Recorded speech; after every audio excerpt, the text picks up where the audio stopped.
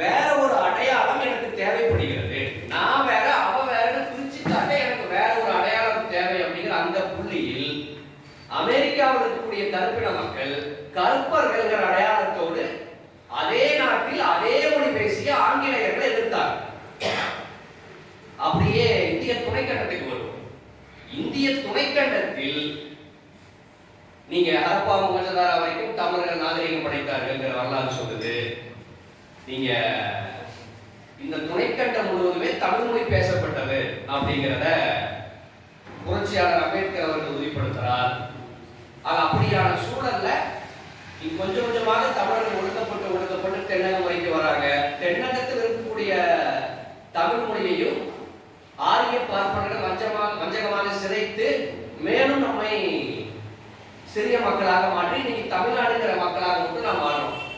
ஒருவேளை இன்னைக்கு ஒட்டுமொத்த தென்னிந்தியாவும் தமிழ் பேசக்கூடிய மக்களாக நம்ம இருந்திருந்தா நம்மளே எனக்கு தெரிஞ்சு 40 கோடி தமிழர்களாக இருந்திருக்கும்.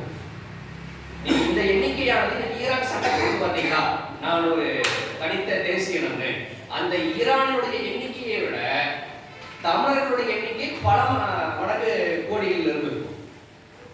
ஆக இன்னைக்கு தமிழ்நாடுங்கிற ஒரு மாநிலமாக நாம் சுருங்கியே எனக்கு தெரிஞ்சு சில ஆயிரம் ஆண்டுகள் ஆச்சு.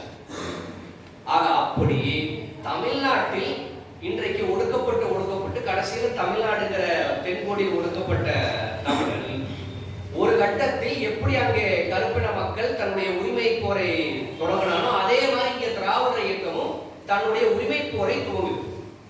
எப்படி அமெரிக்காவில் கருப்பின மக்களுக்கு எதிராக இருக்கக்கூடிய வெள்ளைகளும் தமிழ் மொழி பேசினாலும் அதே போல இந்த தமிழ்நாட்டிலும் இந்த மனிதனுடைய பூர்வீகளான தமிழர்களுக்கு எதிராக இருக்கக்கூடிய பாப்பானும் இங்க தமிழ் பேசிட்டு இருக்கான். அது தமிழ்னு சொல்ல முடியாது, ஆனா பேசக்கூடிய கொச்சையான வடிவையும் நாம் தமிழ் இருந்து அடையாளப்படுத்த முடியும். ஆக அப்படியான சூழல்ல நாங்கள் தமிழர்கள் அப்படின்னு மயிலாப்பூர்ல போய் நம்ம முற்றுகையிட முடியுமா? ஓய் நானும் தமிழ் தான் போய் பேசுறேன் அப்படின்ட்டு அடுத்த நாளே பாப்பான்னு சொல்லிடுவான். ஆக அப்படின்னா மொழி அடையாளத்தை தாண்டி கூடுதலாக நீ வேற நான் வேறன்னு சொல்லுவதற்கு எனக்கு ஒரு அடையாளம் தேவை அப்படிங்கிற அந்த புள்ளியில் தான் பெரியார் மரபண ரீதியாக நாங்கள் திராவிடர்கள், மரபண ரீதியாக நீ வேற நான் வேறன்னு எதிரியை தனிமைப்படுத்துவதற்கு திராவிடர்ங்கிற மரபண சொல்லை பெரியார் பயன்படுத்துறார். ஆக பெரியார் பாப்பா வேற நம்ம வேறன்னு பிரித்து காண்பிப்பதற்காகத்தான் திராவிடர்ங்கிற சொல்லை மரபணு ரீதியாக சொன்னார். இல்லைன்னா பெரியார் மரபணுங்கிற வார்த்தையை பயன்படுத்தல தன்னுடைய வாழ்நாள்ல. தமிழ்நாடு தமிழருக்கேன்னு பேசிய பெரியார் தேசிய இன விடுதலைங்கிற வார்த்தையை பயன்படுத்தல. இந்த வார்த்தைகளை எல்லாம் பயன்படுத்தாமையே மரபணு அரசியல் பேசுவோர் என்ன பேசுவாங்களோ, தேசிய இன விடுதலையை பேசக்கூடிய புரட்சியாளர்கள் என்ன பேசுவாங்களோ அது அத்தனையும் பெரியார் பேசியிருக்கார். அது இப்படி நம்முடைய எதிரியாக இருக்கக்கூடிய ஆரிய பாப்பா நம்ம மொழி பேசிட்டு நம்மளோட வாழ்ந்து வஞ்சகமாக நம்மளை ஒடுக்கி இருக்கான். ஆக நாம் வேற அவ வேறன்னு பிரித்தி காமிப்பதற்கு நமக்கு ஒரு அடையாளம் தேவைங்கிற புள்ளியில் தந்தை பெரியார் பாப்பா ஆரிய நான் திராவிடன் பிரித்து காமிச்சார். நீங்க வெறுமனே மொழி அடையாளம் போதுமானது நீங்க பேசக்கூடியவங்க என்ன சொல்ல வர்றாங்கன்னா, நீ மரபின அடையாளத்தை பேசாதே அப்படின்னு தான் என் பாயிண்ட் சொல்ல வர்றாங்க. ஏன்னா மரபின அடையாளத்தை பேசுனா இந்த துணைக்கண்டத்தில் பூர்வ குடிகள் நாம பாப்பா வந்தேறின்னு என்று சென்று வரும். ஆனா அப்படி வந்து விடக்கூடாதுங்கிறக்காக நீ இந்துன்னு சொல்லிக்கோ, தென்னிந்தியன்னு சொல்லிக்கோ, தமிழர்னு கூட சொல்லிக்கோ, ஆனா பார்ப்பனர்களோட அரசியல் பேசக்கூடிய திராவிடங்கிற சொல்லை பயன்படுத்தாதே அப்படின்னு பாப்பா கதறுவதற்கு இதுதான் காரணம். நான் முன்னாடி பேசினப்ப சொன்னது போல இந்த ஒட்டுமொத்த துணைக்கண்டத்திலும் ஆரிய பார்ப்பன எதிர்ப்பை நாம் தான் பேசுறோம், வேற எந்த மாநிலமும் பேசுவது கிடையாது. நாம் ஏன் இவ்வளவு கூர்மையாக பேசுறோம்னா, நீங்க காந்தி இறந்த பிறகு தந்தை பெரியாரிடம் கேட்கிறாங்க, பார்ப்பனியத்தை இப்போ ரீசெண்டா எதிர்த்து ஆரம்பிச்ச காந்தியவே போட்டு தள்ளிட்டாங்க, உங்களுக்கு ஆபத்து வராதான்னு கேட்ட போது தந்தை பெரியார் காந்தி தனக்கான எதிரி யாருங்கிறது அடையாளப்படுத்தல, ஆனா நான் 50 ஆண்டுகளாக நம் இனத்திற்கான ஒட்டுமொத்த எதிரி ஆரிய பார்ப்பனர் அடையாளப்படுத்த அப்படிங்கிறத தந்தை பெரியார் கண்டுபடுறார். இதுல இருந்து நீங்க மற்ற இதற்கு முன்னாடி பெரியாருக்கு முன்னாடி புத்தர் காலத்துக்கு பிறகு எத்தனையோ பார்ப்பனை எதிர்ப்பு அரசியல் நடந்திருக்கு. ஆனா அவங்க யாருமே பாப்பான தள்ளி வச்சு நீ வேற நான் வேறங்கிற அரசியல் பேசல. பார்ப்பனை எதிர்ப்பு அரசியல் கூட வெறுமனே பாடல்கள் வாயிலாக, சித்தர்கள் பாடல் வாயிலாக இப்படிதான் இருந்துச்சே ஒழிய சிஸ்டமேட்டிக்காக மக்களை அணிதிரட்டி அவ வேற நம்ம வேற அப்படிங்கிற அரசியல் அரசியலை பெரியார் தான் முன்னெடுத்தார். நீங்க அதுவும் நம்ம பிரிக்கல, ஏற்கனவே அவன் தான் பிரிச்சு வச்சிருந்தேன். நான் வேற, நீங்க எல்லாம் தீண்டப்படாதவங்க, நீங்க 4ஆம் ஜாதின்னு அவன் பிரிச்சு வச்சிருந்தான். நீ என்னடா எங்களை பிரிக்கிறது? நாங்கெல்லாம் ஒரு பக்கம் நின்று உன்னை நாங்க தனிமைப்படுத்தி வைக்கிறோம், உன்னை ஊரை விட்டு ஒதுக்கி வைக்கிறோங்கிற அரசியலை தந்தை பெரியார் முன்னெடுத்தார். ஆக நாம் திராவிடர்னு சொல்வதன் மூலியமாக ஒண்ணுங்க, இந்த ஆண்டு ஹரப்பா மொஹஞ்சதாரோவுடைய நூற்றாண்டு. இன்னைக்கு வரைக்கும் அவன் என்ன சொல்றான்? ஹரப்பா மொஹஞ்சதாரோ நாகரிகம் ஆரியர்களுடையது அப்படிங்கிறத அவன் தொடர்ச்சியாக முயற்சி செய்யறான். நீங்க அங்கே இருந்தது காளை கிடையாது, குதிரைன்னு இன்னைக்கு வரைக்கும் எழுதிட்டு இருக்கான். அப்படின்னா இந்த துணைக்கண்டத்தின் மூத்த குடிகள் ஆரியர்கள், நாங்கள் தான் அறிவு குடிகள்னு இங்கே ஆரிய பார்ப்பனர்கள் சொல்லிக் கொண்டிருக்கும் போது இந்த துணைக்கண்டத்தினுடைய பூர்வ குடிகள் நம்ம தான் எப்படி சொல்ல முடியும்? தமிழ் தான் இந்த உலகத்தின் மூத்த மொழியை கூட நம்ம சொல்லலாம். அப்படி சொன்னா கூட அதை ரிசீவ் பண்ணக்கூடிய என்னவா புரிஞ்சுக்குவான். எப்பா, இந்தியாவில் ஒரு 28-30 மாநிலங்கள் இருக்கு, அதுல ஒரு மாநில மக்களாக தமிழர்கள் யாரோ வாழ்றாங்களாம், அவங்க மொழி தான் சிறந்த மொழியாம சர்டிபிகேட் கூட கொடுப்பான். ஆனா இந்த துணைக்கண்டமே என்னுடையது, இந்த துணைக்கண்டம் முழுவதும் பரவி வாழ்ந்தவர்கள் நாங்க தான். அம்பேத்கர் அவருடைய கூற்றுப்படி இந்த துணைக்கண்டம் முழுவதும் தமிழ் மொழி தான் பேசப்பட்டுச்சுங்கிற அந்த அரசியலை எப்படி வெறுமனே தமிழர் பெருமை கொண்டு மட்டும் நாம் நிறுவ முடியும்? ஆக அதை தாண்டி பாப்பா வேற நம்ம வேறன்னு சொல்வதற்கான அடையாளமாகத்தான் பெரியார் திராவிடங்கிற சொல்லை பயன்படுத்துறார். ஆக நம்ம திராவிடர்னு சொல்லிக் கொள்வது நம்மவர்களை என்ன புரிஞ்சுக்கிறாங்கன்னா, நம்மள தென்னிந்தியர்களுங்க, தென்னிந்தியர்களுக்கான பேர் திராவிடர்கள் சொல்லிக்கிறோம். ஆனா அப்படி கிடையாது. நீங்க நம்ம திராவிடர் நம்மளை சொல்லிக் கொள்றோம்னா நாங்கள் இந்தியர்கள் கிடையாதுன்னு நம்ம சொல்றோம். நாங்கள் இந்துக்கள் கிடையாதுன்னு சொல்லக்கூடிய அடையாளமாகத்தான் திராவிடங்கிற சொல்லை நம்ம அரசியல் சொல்லாக பயன்படுத்தும். ஆக இதுதான் இந்தியா, இதுதான் ஏழை இந்தியான்னு ஒரு உருவகத்தை ஏற்படுத்தி வச்சிருக்கான். பாத்தீங்களா? அது எல்லாத்தையும் உடைக்கக்கூடிய சொல்லாக இங்கே திராவிடங்கிற சொல் தான் இருக்கு.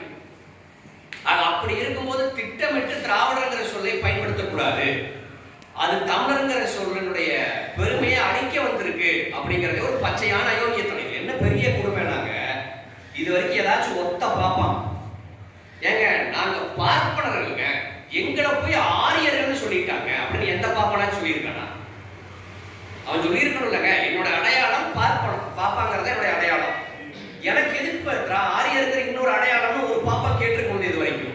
மாறாக அவன் தன்னை நான் ஆரிய வழி வந்தவன் ஒவ்வொரு பாப்பான்னு சொல்லிக்கிறான். ஆனா இந்த தண்ட கருமாந்திரங்க நம்ம கூடயே உட்கார்ந்துக்கிட்டு நீ திராவிடன்னு சொல்லாதேன்னு நமக்கு பாடம் எடுக்கிறான். முதல் பாப்பா கிட்ட போய் உன்னை நீ ஆரியன்னு சொல்லிக்காதன்னு சொல்லணும்ல. அவன் தன் ஆரியன்னு சொல்லிக்குவானா? ஹரப்பா மொஹஞ்சதாரோ நாகரிகம் ஆரிய நாகரிகம் அவன் சொல்லிக்குவானா? அவன் வரலாற்று ரீதியாக அத்தனையும் ஆரியமயப்பட்டது, சமஸ்கிருதமயப்பட்டதுன்னு அவன் சொல்லிக்குவானா? அதற்கு எதிராக போர் செய்வதற்கு நம்ம திராவிடங்கிற சொல்ல எடுத்துட்டு போனா, நோ, நீங்க இதெல்லாம் யூஸ் பண்ணக்கூடாது, திராவிடங்கிற சொல்ல வீட்டுல வச்சுக்கோங்கன்னு சொல்வது என்பது ஆரிய பாப்பாடுகளுக்கு கழிவு விடுற வேலை அப்படிங்கிறது தான் உண்மை. ஆக இப்படி திராவிடங்கிற சொல்லை நாம் ஏன் பயன்படுத்துறோங்கிறதுக்கு வரலாற்று ரீதியாக அறிவியல் ரீதியாக இவ்வளவு வலிமையான காரணங்கள் இருந்த போதும் நம்ம டிஃபென்ஸ் மட்டுமே ஆடிட்டு இருந்திருக்கோம் அப்படிங்கிறது தான் உண்மை. நீங்க ஒண்ணு இல்லைங்க, இன்னைக்கு தென்னிந்தியாவில் பல மொழிகள் பேசப்படுது. கன்னடம், மலையாளம், தெலுங்கு, குடகு போன்ற மொழிகள் பேசப்படுது. நம்ம தமிழிலிருந்து தான் அந்த மொழி வந்தது நம்ம மட்டும் சொல்ல. திராவிடங்கிற சொல்லை எதிர்க்கக்கூடியவனும் இந்த பெருமை பேசிக்கிறான்.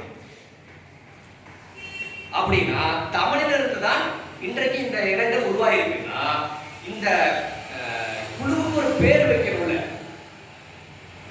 நாங்கள் அத்தனை பேருமே வரலாற்று ரீதியாக ஒரு தொடர்புடையவர்கள் ஒரு பொது பேர் வைக்கணும்லங்க.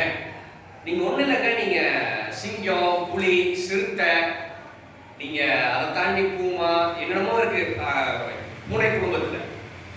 அந்த எல்லா மிருகங்களையும் சேர்த்து அதற்கான பேர் என்பது ஃபெலிடே. ஃபெலிடேங்கிற ஒரு குடும்பத்தின் கீழ் எல்லா பூனை வகையும் வருதுங்கிற ஒரு பொது பேரு கீழே எல்லாமே இருக்கு. நீங்க அதே போலதான் நீங்க மங்கோலியங்கிற ஒரு மரபினம், நீங்க இங்க இருக்கக்கூடிய சீனர்கள், ஜப்பான்காரங்க, South Korea, North Korea, Malaysia, இன்னும் சொல்ல போனா ஈஸ்டர்ன் இந்தியாவில் இருக்கக்கூடிய நார்த் ஈஸ்ட்ல வாழக்கூடிய மக்களும் மங்கோலிய சாயோடு தான் இருக்காங்க. ஆக ஒரு மரபினத்துக்கு கீழே இத்தனை தேசிய இனங்கள் இருக்கு.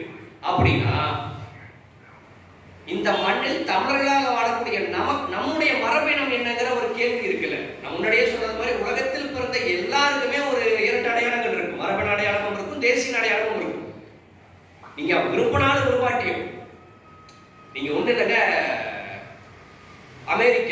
அமெரிக்கன்கிற இந்த அடையாளம் தான் என்னுடைய உயர்ந்த அடையாளம் அப்படின்னு அவன் ஒரு நாடாக ஒரு ஆதிக்கவாதியாக வாழ்ந்தாலும், அவன் சொன்னாலும் சொல்லாட்டியும் அங்க இருக்கக்கூடிய வெள்ளையன் காக்கேசியன் தான்.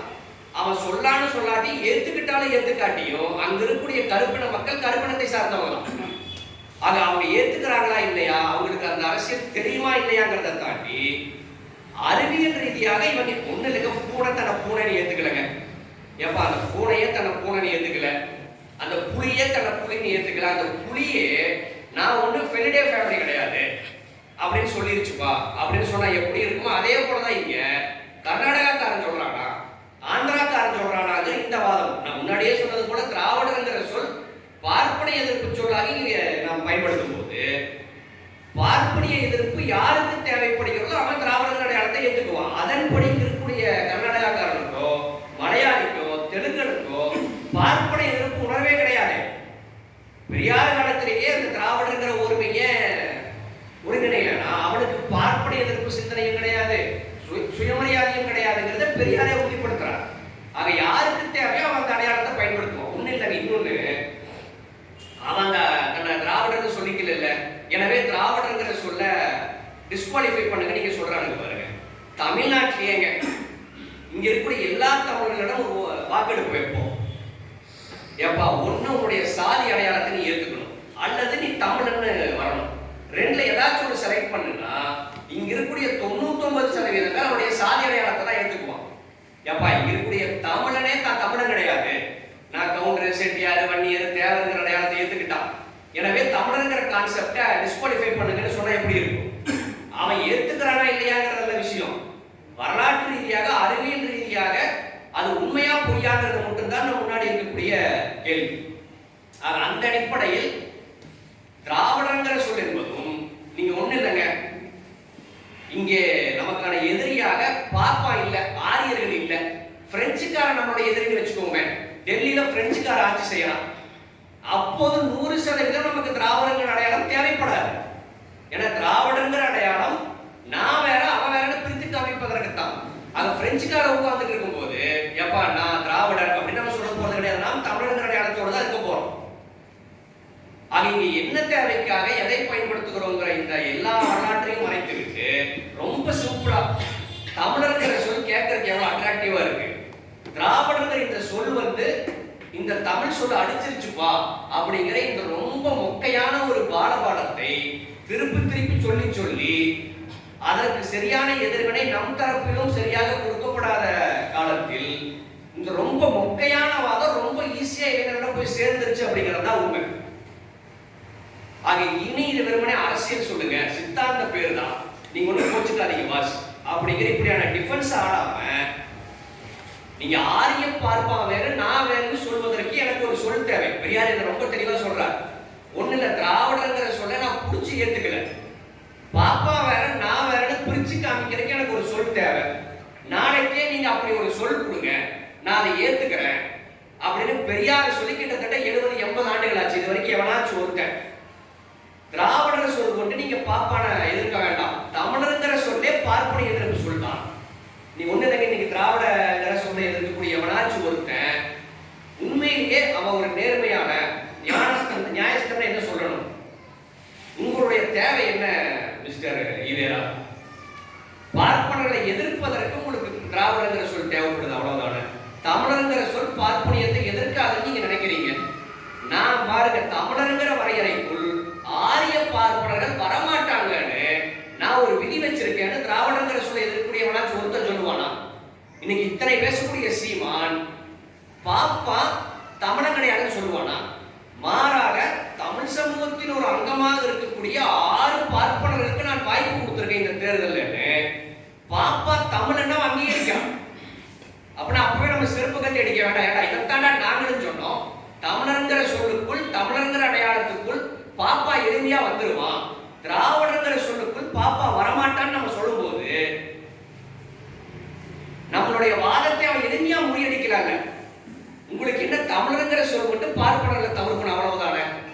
நாம் எங்களுடைய தமிழருங்கிற வரையறைக்கு கீழ் தமிழ்நாட்டில் பார்ப்பனர்கள் தமிழே பேசினாலும் அவர்கள் தமிழர்கள் கிடையாது. நான்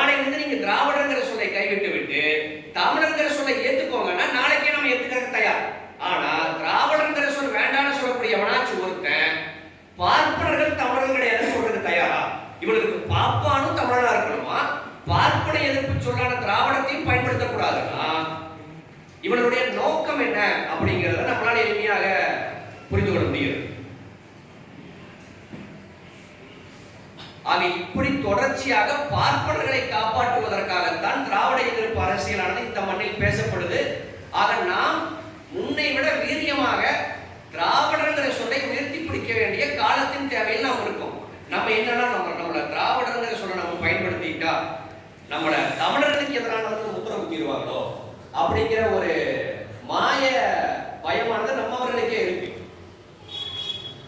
ஆக திராவிடங்கிற சொல்லானது எங்களுக்கு மரபணு ரீதியாக ஒரு எதிரியை அடையாளப்படுத்த வேண்டிய சரிப்பா திராவிடர் நம்ம திராவிடர் கிடையாது. நான் முன்னாடியே சொன்னது மாதிரி சீனால இருக்கக்கூடியவனுக்கு மங்கோலியன்கிற அடையாளமும் இருக்கு, சீனர்கிற தேசிய அடையாளமும் இருக்கு. ஆக இந்த பூமி பந்தில் பிறக்கக்கூடிய ஒவ்வொருத்தருக்கும் ஒரு மரபணு அடையாளம் இருக்கு. அப்படி தமிழ்நாட்டில் தமிழ் பேசிக்கொண்டு வாழக்கூடிய நம்முடைய மரபணத்துக்கு என்ன பேரு? தேசியனத்துக்கு தமிழினம்னு பேரு, மரபணத்துக்கு என்ன பேரு? உலகம் முழுவதும் ஒருத்தன் பிறந்தானா அவன்கிட்ட மைக்கை நீட்டு நீ காக்கேசியனா, கருப்பணத்தை சார்ந்தவனா, மங்கோலியனா, சீனோ டிபெட்டியனா அப்படின்னு இப்படி எதை கேட்டாலும் ஏதோ ஒரு பதில் சொல்லித்தான் ஆகணும். அப்படி தமிழ்நாட்டில் பிறந்த நீ உன்னுடைய மரபணு எதை நீ சொல்ற? திராவிடர் வேண்டாம், வேற என்ன அதுக்கு பேர் வச்சிருக்க? அம்பேத்கர் அவர்கள் சொன்னது போல துணைக்கண்டம் முழுவதும் நாகர்கள் பரவி வாழ்ந்தார்கள். தமிழர்களுக்கு நாகர்கள்ங்கிற பேரோடு அம்பேத்கர் நம்மை அடையாளப்படுத்துறார். நீ கடைசிக்கு திராவிடங்கிற சொல்ல கூட வேண்டாம்ப்பா, நாங்கள் நாகர்கள் தான் எங்களுடைய மரபணத்தின் அடையாளம் நீங்க சொல்வதற்கு யாராச்சும் தயாரா? பதினொன்று சொல்லிதானே ஆகணும். உங்களுடைய மரபணத்தின் பேர் என்ன? எனக்கு மரபணமே வேண்டாங்க, எனக்கு பிடிக்காது, நான் தூய தமிழனம் மட்டும்தான், எனக்கு தேசிய அடையாளம் மட்டும் போதுங்கிறவன் அறிவியலுக்கு முரணான ஒரு முட்டா குரங்கு தான் நாம் சொல்லணும். பொண்ணுலங்க சீனா இருக்கு, நீங்க மொழிக்கு வருவோம். சீன மக்களுடைய மொழி மேண்ட்ரின் மொழி. இங்க எப்படி நம்மளுடைய மொழி தமிழ் மொழியோ சீனர்களுடைய மொழி மேண்ட்ரின் மொழி. அங்க இருக்கக்கூடிய சீனாக்காரன் என்னுடைய மொழி மேண்ட்ரின் மொழி, ஆனா என்ன என்னுடைய மொழியினுடைய குடும்பமாக சீனோ டிபெட்டியன் குடும்பம்னு நீங்க சொல்றீங்க, நான் ஏத்துக்க முடியாது அப்படின்னு ஒரு சீனாக்காரன் சொன்னது கிடையாது. நீங்க சீனோ டிபெட்டியன்கிற ஒரு மொழி குடும்பத்துக்கு கீழே பல லாங்குவேஜஸ் வருது, அதுல மேண்ட்ரின்ங்கிறது ஒரு மொழி. நீங்க சினெட்டிக்ங்கிற ஒரு பிரான்ச்சுக்கு கீழே தான் சீன மொழியும் வருது. நீங்க எந்த சீனாக்காரனும் என்னுடைய மொழி அடையாளம் மேண்ட்ரின் மட்டும்தான், என்னுடைய மொழி குடும்பத்துக்கு கீழ் சீனோ டிபெட்டியன் கீழ் நான் கிடையாது, சினெட்டிக்ங்கிற பிரான்ச்சுக்கு கீழே நான் கிடையாது யாரும் சொல்ல மாட்டாங்க. ஏன்னா அறிவியல் தெரிஞ்ச யாரும் இந்த முட்டாள்தனமா வளர மாட்டான். ஆனா இவன் மட்டும் திராவிட மொழி குடும்பம்னு சொல்லக்கூடாது அப்படிங்கிறான். நீங்க இந்த பூமி பந்தில முன்னாடியே சொன்ன மாதிரி பாப்பா மொழி வேற, நான் எங்களுடைய மொழி வேற, பார்ப்பனியத்தினுடைய மரபணம் வேற, என்னுடைய மரபணம் வேறன்னு அவன் வேற நான் வேறன்னு பிரித்து காமிப்பதற்கு எனக்கு ஒரு சொல் நிச்சயம் தேவை. சரி, திராவிட மொழி குடும்பம்னு ஒரு சொல் வர்றதுக்கு முன்னாடி நம்மளுடைய அடையாளமாகவும் என்ன பார்க்கப்பட்டுச்சு? நாம் அத்தனை பேருமே சமஸ்கிருத மொழிக்கு கீழ் பிறந்தவர்கள். சமஸ்கிருதம் தான் இந்த துணைக்கண்டத்தினுடைய மொழி. தமிழ் இருக்கக்கூடிய எல்லா மொழிகளுமே சமஸ்கிருதத்திலிருந்து தான் பிறந்தது அப்படிங்கிறது தான் வரலாறாக பாப்பா சொல்லி வச்சிருந்தான். நீங்க கால்டுவெல் போன்றவர்கள் வந்த பிறகுதான் இவன் சொன்னது அத்தனையும் பச்சை பொய். இந்த துணைக்கண்டம் முழுவதும் ஒரு மொழி குடும்பம் கிடையாது. இந்த துணைக்கண்டத்தில் 2 மொழி குடும்பங்கள் இருக்குங்க. ஒன்னு இந்தோ ஆரியன் லாங்குவேஜ், இந்தோ ஆரியன் லாங்குவேஜ் கீழே தான் சமஸ்கிருதம் வருது. இன்னொன்னு திராவிட மொழி குடும்பம். திராவிட மொழி குடும்பத்தின் மூத்த மொழியாக தமிழ் மொழி இருக்கு. அப்படின்னா திராவிட மொழி குடும்பம்னு ஒரு அரசியல் நமக்கு கையில கிடைச்சனாலதான் எப்பா ஏன் தமிழ் மொழி ஒண்ணு சமஸ்கிருதத்துல இருந்து பிறக்கலை சொன்னது மாதிரி அவனுடைய மொழி வேற என்னுடைய மொழி வேற, அவனுடைய துணை இல்லாமையே என்னால் இயங்க முடியுங்கிற இந்த அரசியல் உரிமையை நமக்கு திராவிட மொழி குடும்பங்கிற இந்த பேச்சு வழக்குகளுக்கு பிறகு கால்டுவெல்லுடைய ஆராய்ச்சிக்கு பிறகுதான் நமக்கு கிடைச்சது. அது எல்லாமே பாப்பா வேற நம்ம வேறன்னு பிரிச்சு காமிக்குதுங்க, வேற ஒண்ணும் கிடையாது. திராவிட மொழி குடும்பங்கிற அந்த அரசியல் ஆகட்டும், ஆரியர்கள் திராவிடர்கள் இந்த அரசியல் ஆகட்டும், இது அத்தனையுமே பாப்பா வேற நாங்க வேறன்னு பிரிச்சு காமிக்கணும். பாப்பா வேற நாங்க வேறன்னு பிரிச்சு காமிப்பதன் மூலியமாக பாப்பா இங்க வந்தேரியா வந்தவன், நாங்க தான் இந்த துணைக்கண்டத்தினுடைய ஒரிஜினல் மக்கள், மூத்த குடிங்கிற இந்த அரசியலானது நிறுவனமாகுது. ஆக இப்படி ஒண்ணு நடந்துவிடக் கூடாதுங்கிறதுக்காகத்தான் நீ உன்னுடைய மரபணு அரசியல் பேசாத, நீ மொழி அரசியலை பேசாத அப்படின்னு நீ மாறாக நீ தமிழ்னு சொல்லிக்கோ, ஒரு சிக்கலும் கிடையாது. தமிழ் மொழி மூத்த மொழி கூட சொல்லிக்கோ, எங்களுக்கு சிக்கல் கிடையாது. ஆனா மொழி குடும்பம்னு திராவிடங்கிற சொல்ல தூக்கிட்டு வராத, மரபினம்னு திராவிடங்கிற சொல்ல தூக்கிட்டு வராது. அதுதான் எனக்கு இடைச்சலா இருக்கு. நீங்க ஒண்ணு இருக்க பெரியார் பார்ப்பன எதிர்ப்பு அரசியலை கையில் எடுத்த போது அவர் செஞ்ச முதல் வேலை தன்னுடைய இயக்கத்துக்கு திராவிட கழகம்னு பேர் வைத்ததுதான். பேர்லயே முடிச்சிட்டாரு. இது பாப்பானு கிடையாதுப்பா, பாப்பாயின் உள்ள வரக்கூடாதுன்னு நீங்க ஹவுஸ்ஃபுல் போர்டு போடுற மாதிரி பெரியார் தன்னுடைய இயக்கத்துக்கே திராவிட கழகம்னு பேர் வச்சுட்டார். அது பெரியார் இப்படி இன்ச் பை இன்ச்சாக பாப்பா நம்மளை விழுங்கி விடக்கூடாதுன்னு திட்டமிட்டு மாஸ்டர் மைண்டோட இந்த இயக்கத்தை இந்த சித்தாந்தத்தை கட்டமைச்சிருக்கார். ஆக ஒண்ணு பாப்பா உள்ள போது செதைச்சிடக்கூடாதுங்கிறது ஒண்ணு. அதற்காக தான் பாப்பான உள்ளேயே வர முடியாத மாதிரி இயக்கத்துக்கான பெயராகவே பார்ப்பனிய எதிர்ப்பு பேரை வச்சார். நீங்க புரட்சி கழகம், நீங்க சமத்துவ கழகம், சமூக நீதி கழகம், இப்படி ஏதோ பேரை வச்சிருக்கலாம். ஆனால் எல்லா பேருக்குள்ளேயும் பாப்பா வருவான். பாப்பா வந்தாருன்னா பெரியார் தோன்றியதற்கே அர்த்தம் இல்லாம போயிடும். நீங்க பெரியார் தன்னுடைய இயக்கத்துக்கு திராவிட கழகத்துக்கு பேர் வைக்காட்டியோ அல்லது இயக்கத்தினுடைய முதல் விதியாக பார்ப்பன உறுப்பினராக சேர முடியாதுங்கிற விதியை வைக்காம இருந்திருந்தாலோ இந்நேரத்துக்கு இங்க இருக்கக்கூடிய பெரியார் இயக்கத்துக்கு பாப்பா தலைவனாக உட்கார்ந்துருக்கும். ஆக அதற்கு வாய்ப்பு கொடுக்காம பெரியார் ரொம்ப தெளிவாக எதிரி பாப்பான். ஆக அவன் திட்டமிட்டு இத்தனை ஆயிரம் ஆண்டு காலமாக ரெண்டு வகையில நம்மளை அழிச்சிருக்கான். ஒண்ணு, அவனுக்கு எதிரானவர்களை வஞ்சகமாக அழிப்பான், அல்லது நேரடியாக காலி பண்ணிடுவான், அல்லது அவன் விழுங்கிடுவான். ஆக இப்படி தனக்கு எதிரான பௌத்தத்தை பாப்பா இப்படிதான் காலி பண்ணா. தனக்கு எதிரான ஒவ்வொரு மன்னராட்சியும் பாப்பா காலி பண்ணியிருக்கான். ஆக பாப்பா தேசப்பட்டவங்க கிடையாது புரிந்து கொண்ட தந்தை பெரியார். பாப்பா வேற, நாங்க நம்ம எல்லாம் ஒண்ணுங்க, நீங்க திருந்திருங்க பாஸ், நாளையில இருந்து நம்ம உருதாய் மக்களாக வாழ்ந்தாங்களான்னு சிம்பிளா பெரியார் சொல்லியிருந்தா இந்நேரம் பாப்பா நம்மளை காலி பண்ணியிருப்பான். இவன் திருந்துவதற்கு வாய்ப்பே கிடையாதுன்னு அவனை தள்ளி வச்சு அவன் வேற நம்ம வேறன்னு பெரியாரானவர் வித்தியாசப்படுத்தினார். ஆக இனியும் தொடர்ச்சியாக பெரியாருக்கு எதிரான, திராவிடத்துக்கு எதிரான இது போன்ற எல்லா அரசியலையும் நாம் பாதுகாக்கணும்னா அதற்கு நாம் முதல்ல செய்ய வேண்டியது திராவிடங்கிற சொல்லை இனியும் வலிமையாக, இனியும் உரத்துக்குள்ள நாம் சொல்ல வேண்டிய தேவை இருக்கு. நாளைக்கே பாப்பான ஆரியம் கிடையாது, நான் பாப்பா கிடையாது என்னைக்கு அவன் சொல்றானோ முதல் நீங்க எல்லாத்தையும் தாண்டிங்க சமஸ்கிருதம் தமிழுக்கும் கீழே எந்த பாப்பான்னு சொல்ல மாட்டான். இந்த துணைக்கண்டத்தில் திராவிடர்கள் தான் மூத்த குடிகள் எந்த பாப்பான்னு சொல்ல மாட்டான். இந்த துணைக்கண்டத்தினுடைய உயர்ந்தபட்ச நாகரிகமான ஹரப்பா மோகஜதார நாகரிகம் திராவிடர்களுடையது, தமிழர்களுடையது எந்த பாப்பான்னு சொல்ல மாட்டான். மாறாக அது என்னுடையது அவன் கிளைம் பண்றான். என்னைக்கு அவன் எல்லாமே என்னுடையதுன்னு கிளைம் பண்றதை நிறுத்துறானோ அன்னைக்கு நாமும் திராவிடங்கிற சொல்லை மறுபரிசீலனை செய்யலாம். ஆனால் 100% அவன் செய்ய மாட்டான். அவங்ககிட்ட எந்த கோரிக்கையும் இது வரைக்கும் வைக்கப்படல. பாஸ் நம்மளாம் தமிழர்கள் தானே பாஸ், நம்மளாம் இந்தியர்கள் தானே, என்ன உங்களுக்கு மட்டும் தனியா ஆரியர்கள் அடையாளம், என்ன உங்களுக்கு மட்டும் தனியா பார்ப்பனர்கள் அடையாளம் பாப்பாங்கிட்ட ஒருத்தர் கோரிக்கை வைக்கல. மாறாக பார்ப்பன எதிர்ப்பு ஆயுதத்தை நீங்க கீழே போட்டுருங்க அப்படின்னு நம்மை நிறுத்து போக வைத்து பார்ப்பனர்களிடம் இந்த இனத்தை அடமான வைக்கிறாங்கிறதுக்காகத்தான் இந்த இனத்துறவு கும்பல் காத்துட்டு இருக்கு.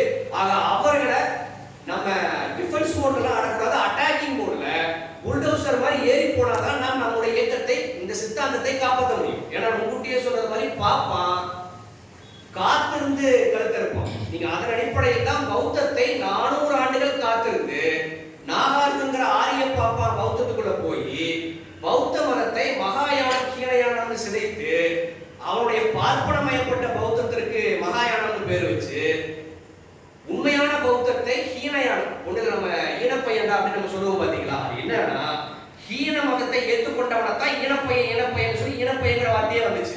இந்த வரலாறு தான் தெரிஞ்ச பிறகு நமக்கு ஃப்ளோல ஈனப்பையன் அப்படின்னு திட்டறதா வரும். பாத்தீங்களா, இதற்காக ஈனப்பையங்கிற வார்த்தையெல்லாம் நான் பேசுறது நிறுத்திய பல ஆண்டுகள் ஆச்சு.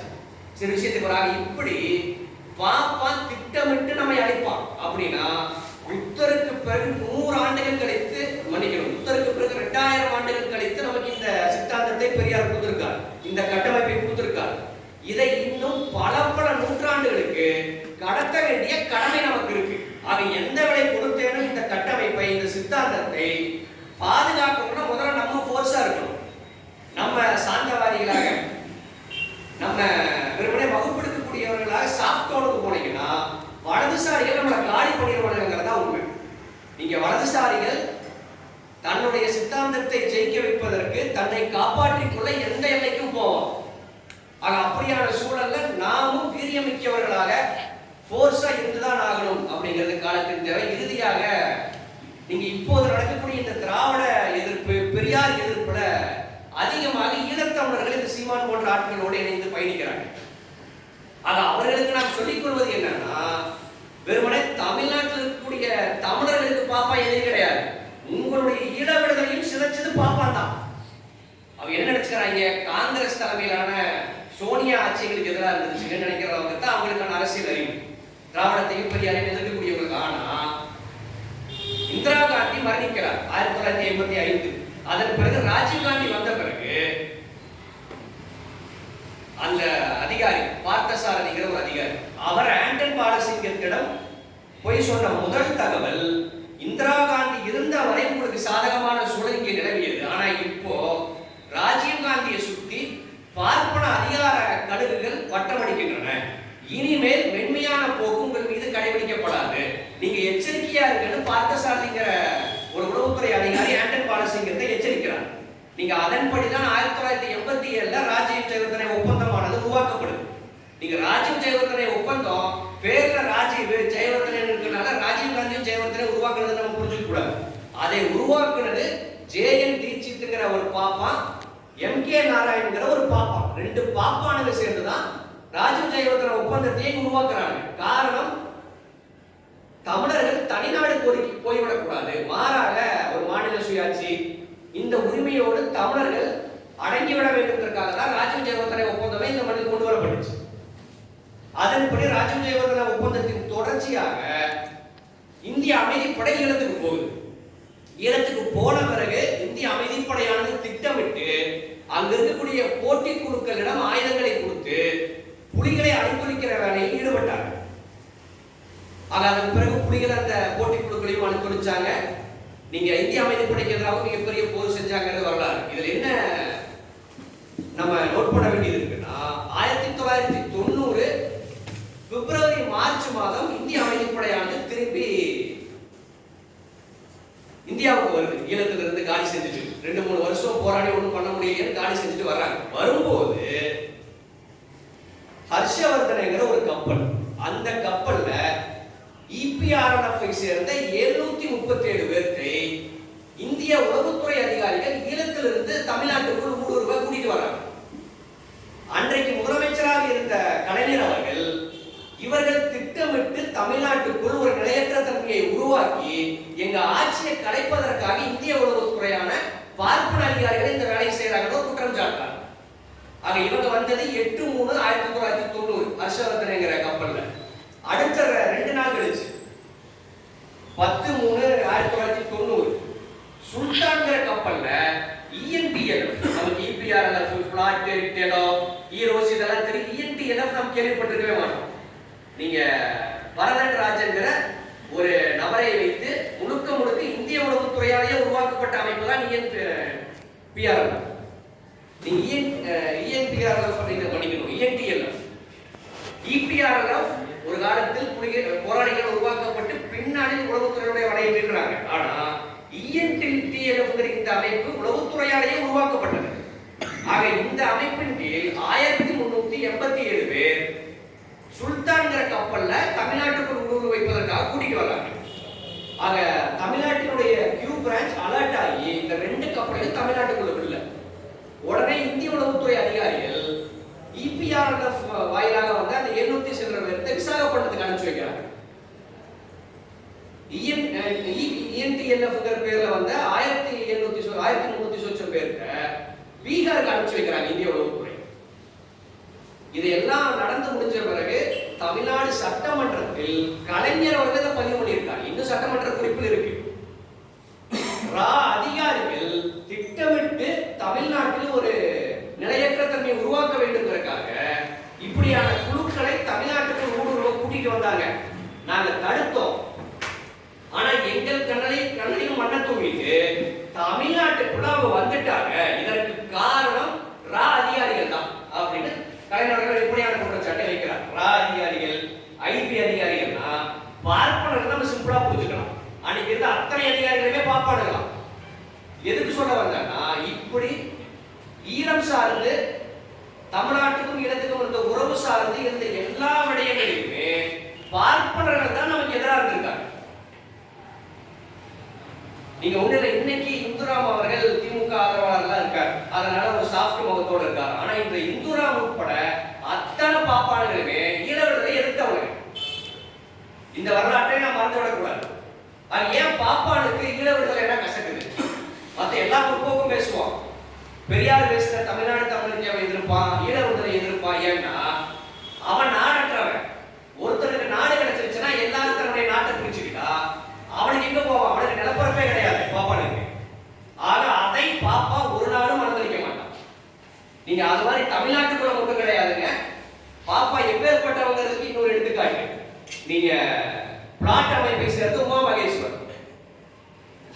மகேஸ்வரனிடம் உளவுத்துறை அதிகாரிகள் தொடர்பு கொண்டு நீங்க எங்களுக்காக சில வேலைகள் செஞ்சு கொடுத்தீங்கன்னா நாங்க உங்களுக்கு நிறைய ஆயுதங்கள் தரோம், அந்த ஆயுதங்களை வச்சு நீங்க புலிகளை அழிச்சிட்டு நீங்க ஒற்றை தலைமையா வந்துடலாம் அப்படின்னு முனைச்சலவை செய்து மாலத்தீவுக்கு எதிராக பிளாட் அமைப்பை திருப்பி விடுறாங்க. ஏன்னா அன்னைக்கு மாலத்தீவு அதிபராக இருந்த அப்துல் ஹக்கீம்ங்கிறவரு பாகிஸ்தான் சார்புடையவர். ஆக அவரை தன்வழிக்கு கொண்டு வரணும்ட்டு பிளாட் உமா மகேஸ்வரன் அவர்கள் தலைமையில் ஒரு 400-500 போராளிகளை மாலத்தீவுக்கு அனுப்பிச்சு வைக்கிறாங்க. போன போராளிகளுக்கு என்னன்னா கரையை தாண்டினா மாலத்தீவு அதிபருடைய மாளிகை ரொம்ப நெருங்க மழை அதிகமாயிருச்சு.